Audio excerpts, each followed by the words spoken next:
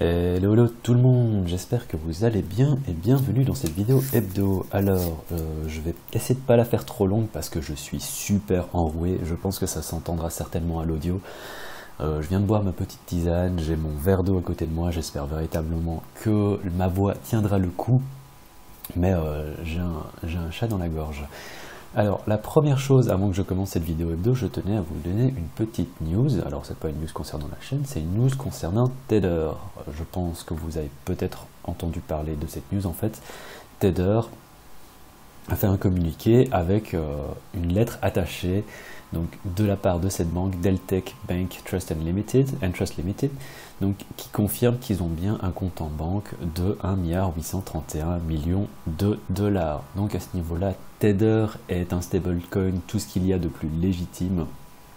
Et ça s'en est ressenti en fait au niveau des prix parce que maintenant la différence entre l'USDT et l'USD n'est plus que de l'ordre, je pense, d'une dizaine de dollars.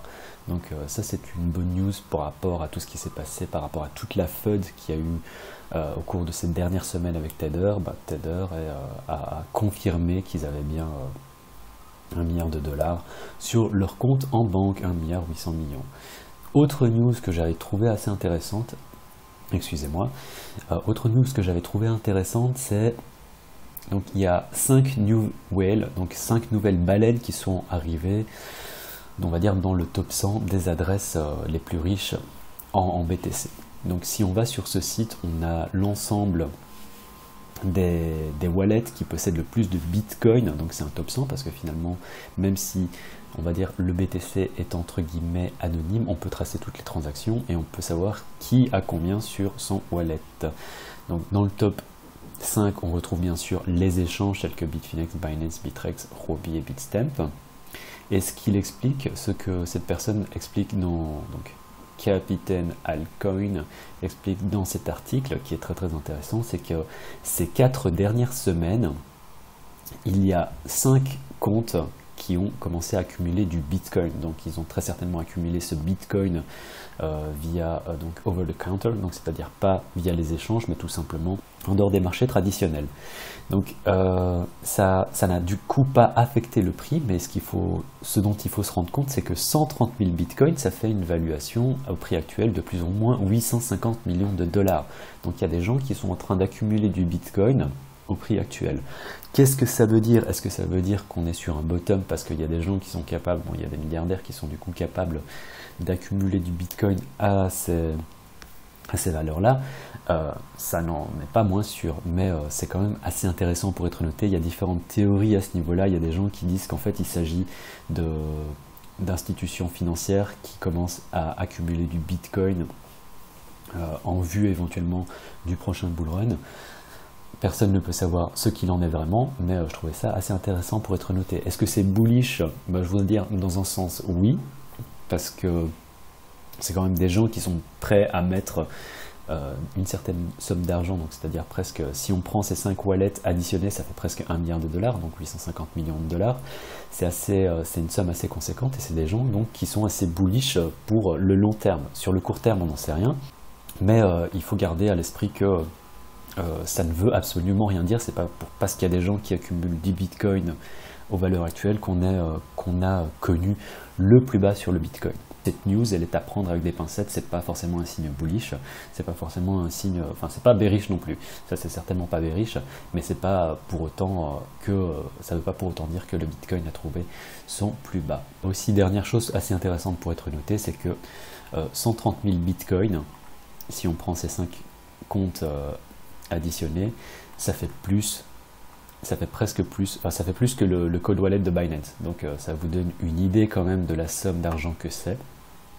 C'est assez conséquent. Alors Bitcoin, on était ici, la semaine passée, on a connu donc cette chute. Alors cette chute, pour rappel, là je suis en 4 heures, si on regarde sur le daily, ça fait pas grand chose, hein, ça fait une chute de l'ordre de 3%. Donc ça reste une volatilité véritablement très très réduite.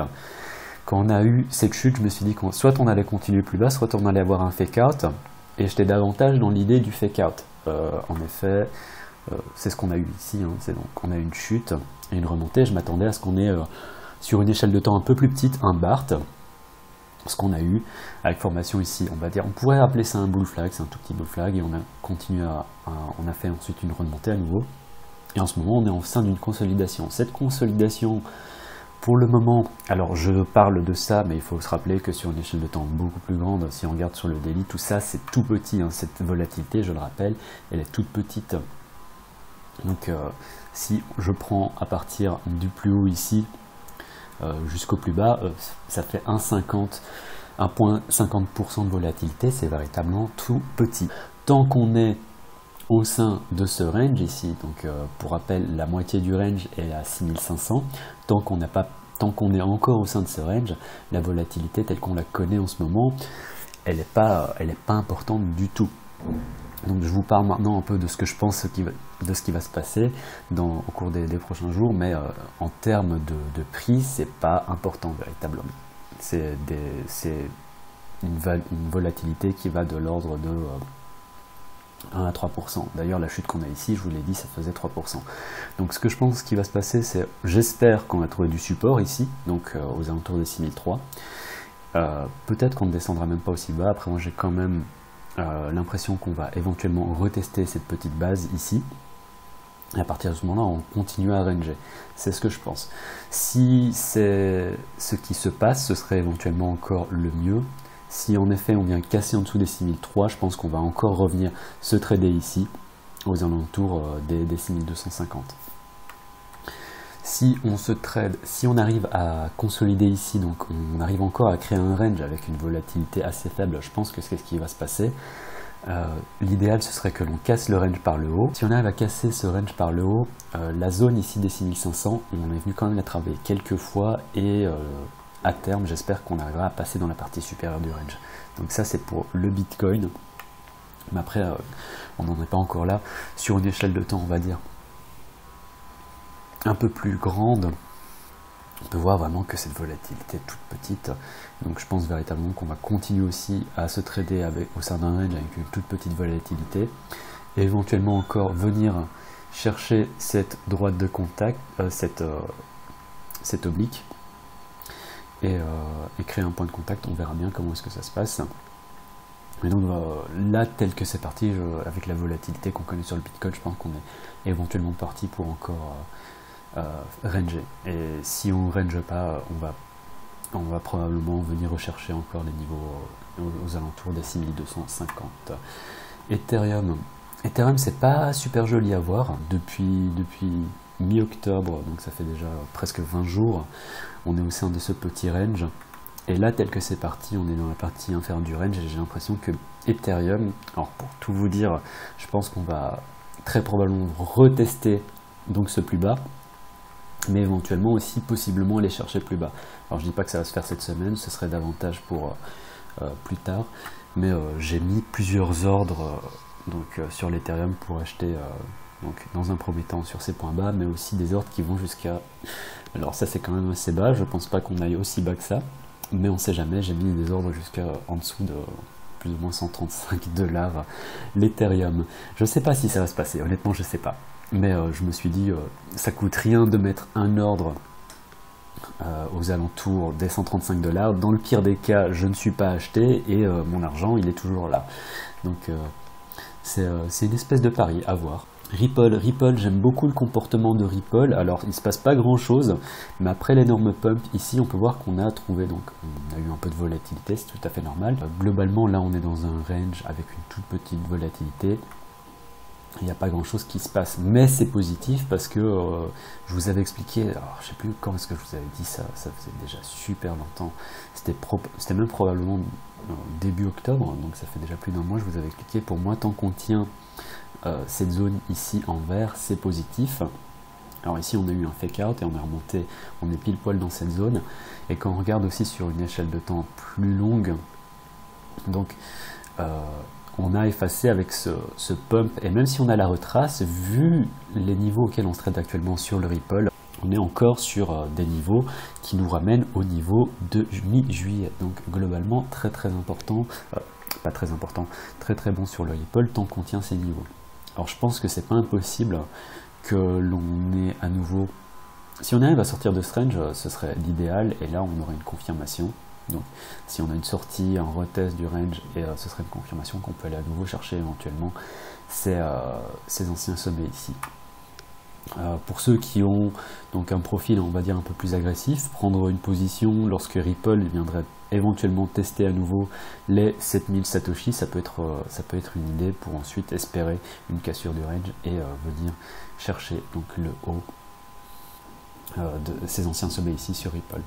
Donc Ripple, globalement, je trouve pas ça négatif ce qui se passe sur cette crypto. Cette semaine, on a eu aussi un mouvement assez important sur BAT. Alors là, on ne s'en rend pas compte, mais en une journée, je crois que ça fait 30%. Ouais, ça fait 30% d'une journée. Là, on est en train de consolider et on peut voir énorme volume sur BAT. Donc moi, alors, BAT, si on prend du recul aussi, là, je suis sur Binance, mais sur Bittrex, on a encore plus d'historique, mais on peut voir qu'on est, l'air de rien, au sein d'un range sur BAT. Si on prend ça en weekly, sur BAT, on est vraiment en train de ranger, alors qu'il y a énormément de cryptos qui sont en downtrend depuis le début de l'année. Depuis le début de l'année, en fait, BAT est au sein d'un range. Donc, c'est un peu comme cette autre crypto, Mana. On pourrait aussi se dire que c'est un range un peu en comparaison avec les autres cryptos. Si vous regardez par exemple Wabi, sur une échelle de temps plus grande, on peut voir que c'est juste une downtrend, quoi. Donc BAT à ce niveau-là, c'est assez intéressant. On est sur la partie supérieure du range et la question maintenant, c'est est-ce qu'on va réussir à casser le range ou est-ce qu'on va venir rechercher encore dans un premier temps le milieu du range ou carrément le bas du range. Alors moi je pense personnellement qu'un retour vers le milieu du range n'est pas impossible, le bas du range me semble un peu plus compliqué. Maintenant je tiens aussi à regarder un peu BAT de près par rapport à ce qui se passe sur Coinbase. Donc il n'est pas impossible qu'ici on ait une consolidation. Je pense qu'un achat aux alentours des 4000 Satoshi, si on vient faire un retest aux alentours des 4000 Satoshi, ça peut être intéressant pour essayer de viser à nouveau le haut de ce range ici. C'est véritablement assez intéressant. On n'est pas venu le taper, mais on est presque venu taper le haut du range. Donc BAT, je garde ça à l'esprit, mais la correction, à mon avis, on va avoir une petite correction et ça va prendre quelques jours, quoi. Donc gardez ça à l'œil. Je dis pas qu'on va forcément avoir un mouvement intéressant tout de suite, mais je pense que BAT, ça gardait à l'œil. Wabi, alors Wabi, je vous en avais parlé ici, je crois que j'en avais parlé sur Facebook, j'avais fait un post et on a depuis fait quelque chose de l'ordre de 25, en fonction d'où vous êtes rentré, 25 à 30%.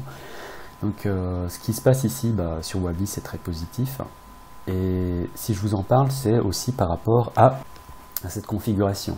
Donc ce genre de setup, c'est actuellement les setups que je recherche, en plus des setups dont je vous ai parlé précédemment. Alors précédemment, je vous avais parlé du fait que je cherchais des setups donc, qui étaient sortis de downtrend, qui avaient trouvé un low, qui était accumulé, où il y avait du volume qui commençait à arriver. Donc c'est arrivé sur pas mal d'altcoins déjà. Je voudrais que ça se passe maintenant sur des valeurs. Par exemple, c'est ce qui s'est passé sur Salt. On peut voir, hein, on a eu un low, on a eu un retest, on est rentré dans une zone d'accumulation, on est sorti avec du volume. Et en ce moment, on peut voir qu'on est au sein d'une petite uptrend. Donc ça, c'est un premier setup que je regarde. Alors c'est un setup qui est facilement trouvable, je pense. Et si vous en trouvez d'autres, je pense qu'il est important de faire ça de trader ça sur des petites capitalisations et d'essayer de faire ça sur des capitalisations qui sont en dessous de 250 millions de dollars. En effet, si on regarde des grosses capitalisations comme ICX, comme Cardano, on peut voir que ça bouge pas parce que ça prend trop d'argent pour être bougé. En ce moment, je vous l'avais expliqué la semaine passée, le marché n'a pas de nouvelle liquidité. L'argent ce qui fait bouger en ce moment les tokens, c'est de l'argent qui est là. Et c'est pour ça que ça fait déjà depuis quelques mois que le market cap est, on va dire, stable aux alentours des 250 milliards de dollars. Donc en dehors de ça, je vous avais parlé la semaine passée de IOST. Je pense que ça reste toujours intéressant. Alors je me suis fait sortir ici, et ça m'emmerde de m'être fait sortir sur cette mèche, mais je garde quand même IOST du coin de l'œil. One, c'est, on va dire, c'est une mid-cap, mais je pense que c'est intéressant aussi de garder ça à l'œil. Walton Chain, je vous en avais parlé sur Facebook. en disant voilà, ça c'est un trade que je prends sur 2 mois, je suis carrément motivé pour garder, on va dire, ce trade ouvert pendant 2 mois, et l'idée c'était de faire, donc je pense que j'en ai parlé, c'était aux alentours des 4900, il faudra vérifier ça sur Facebook. Ce que je pensais c'était faire un trade à plus de 100%, ceci en l'espace de, j'avais mis sur Facebook 2 mois, donc jusque fin décembre, on va voir ce qui va se passer. Mais ouais. Walton, dans un premier temps, je pense que c'est pas impossible qu'on vienne faire un trade à 30%, avoir une correction. Peut-être que je revendrai ici pour reprendre une position un peu plus bas, mais l'idéal sur Walton, ce serait de faire véritablement 100% là-dessus, quoi. Est-ce que ça va se passer? On verra, hein. J'ai posté ça sur Facebook, donc je prends un pari. Peut-être que j'aurai l'air d'un con dans 2 mois, mais on verra. Et puis, il y a aussi Bitcoin Gold, B-Gold. Donc, j'aime aussi bien le setup qui se passe. Donc ici, on a eu, on va dire, un retournement de tendance. On pourrait voir une épaule, tête et épaule inversée ici. Pour les puristes, on pourrait éventuellement voir cette formation ici avec un retest et une remontée. Et en ce moment, on est, là c'est sur du 4 heures, donc c'est sur une échelle de temps un peu plus petite. Là, on est sur éventuellement une forme en ta séance. Donc assez intéressant Bitcoin Gold, et je pense qu'on peut aller chercher dans un premier temps les 4008. Mais ce qui est surtout important, c'est de continuer à garder cet uptrend ici. Et on pourrait éventuellement continuer à... Bon, alors cette uptrend elle est un peu dégueulasse, hein. Cette uptrend, et l'idéal ce serait de continuer, donc éventuellement avoir un mouvement haussier, encore faire une consolidation et continuer à monter sur une échelle de temps plus longue. Alors là aussi, hein, ça se compte en l'espace de 1 ou 2 mois, c'est pas impossible que l'on vienne chercher les 6000 Satoshi. C'est plus que 6000 Satoshi ça, mais je sais pas ça fait combien du coup, mais les points 0,06. Donc ça c'est sur Bitcoin Gold. Alors BAT, j'en ai parlé. Wabi, donc Wabi, je reviens à Wabi. Le deuxième setup, donc je viens de vous parler des autres setups. Le deuxième setup que je recherche, c'est tout simplement ceci. Donc une grosse remontée, une correction et une stabilisation de la valeur du coin ou du token avec assez peu de volume finalement. Et tout ça, c'est assez positif, et ça c'est ce que je recherche un peu sur BAT. Alors c'est éventuellement ce qu'on a sur DOC. Donc une grosse remontée, stabilisation, deuxième grosse remontée et stabilisation au sein d'un petit range. Donc tant qu'on tient ce genre de petit range, je pense qu'il est assez intéressant d'éventuellement prendre position sur le bas du range. S'il y a peu de volume et qu'on tient bien, qu'il y a une jolie stabilisation, on peut encore venir aller chercher les anciens sommets. Alors il faut regarder en fonction des tokens le pourcentage qui est possible de faire. Il faut espérer avoir un reward ratio assez intéressant. Je pense qu'un trade de l'ordre de 20%, c'est pas inintéressant. Si jamais vous prenez une position par exemple à cette doc, placez votre stop en dessous de ce genre de creux et espérez viser donc le haut du range. Alors là on est sur une valuation qui est déjà là, donc est-ce que le trade en ce moment est positif? Je pense que l'idéal ce serait véritablement d'attendre qu'on vienne chercher cette petite donc ces niveaux-ci pour prendre position si jamais on arrive à rechercher ici pour avoir un reward ratio plus intéressant. District 0x, c'est la même chose. J'espère tout simplement qu'on ait une consolidation. Dans ce cas-là, il faut attendre qu'il y ait une consolidation qui se forme. Red Pulse, alors Red Pulse, là, il y a eu 300%. C'était la semaine passée déjà, hein, je pense. On a fait 300% en 2 jours. Là, ce que je voudrais regarder, c'est comment est-ce qu'on évolue ici. Donc, si on arrive à consolider, aller venir rechercher les anciens plus hauts, c'est aussi une possibilité, toujours avec un stop en dessous du creux ici. Donc là, ce serait un stop en dessous des 390 sur Red Pulse. Alors, Red Pulse, c'est un peu difficile parce que j'ai pas d'historique ici, mais l'idéal ça aurait été de checker si le niveau auquel on est actuellement correspond à un ancien support ou résistance. Faudrait checker ça éventuellement sur Code Signal. Yo-yo, la même chose, hein, donc montée, là il faut voir si on a une stabilisation. L'idéal ce serait qu'on ait une stabilisation. Est-ce qu'on va aller chercher aussi bas que ça? Je sais pas, mais tant que l'on tient éventuellement, on va dire, cette ancienne résistance ici, je pense que ce serait l'idéal.